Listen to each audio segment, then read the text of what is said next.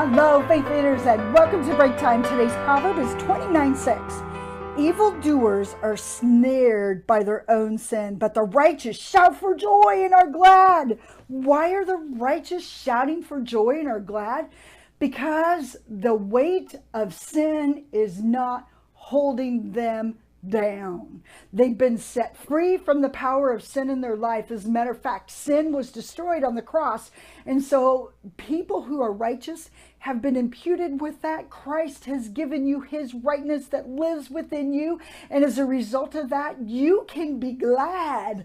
Sin is no longer your weight. Sin is no longer depressing you and holding you back and putting you under chains, but the chain are putting you in prison to its consequences. But the key has come into the lock and released you from the prison and the debt that was due, and you have been set free. That's me and that's you. And so therefore we have a lot to rejoice for. Now, do we still have occasions where sin is the biggest temptation? It's all around us. And sometimes we fall under its clutches. We get ourselves back into this place where we're held down again.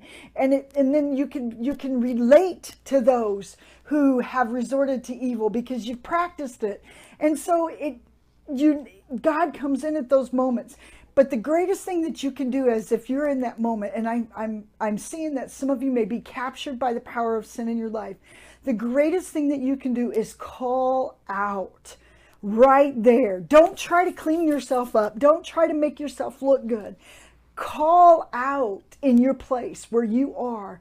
Don't pretend you're somebody that you're not. Call out and say, I need you to step into this moment, Lord, and cleanse me again.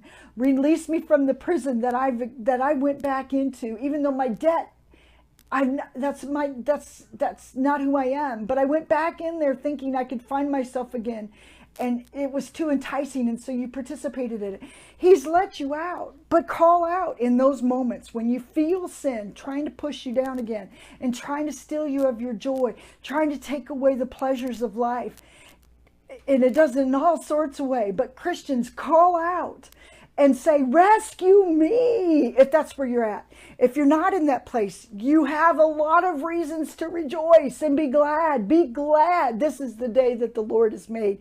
And you can walk beside others who have found themselves in those places of unrighteousness that God has not, that they haven't been awakened. But it's our role as people, as believers, to walk beside and love. You righteous people. Have a blessed day.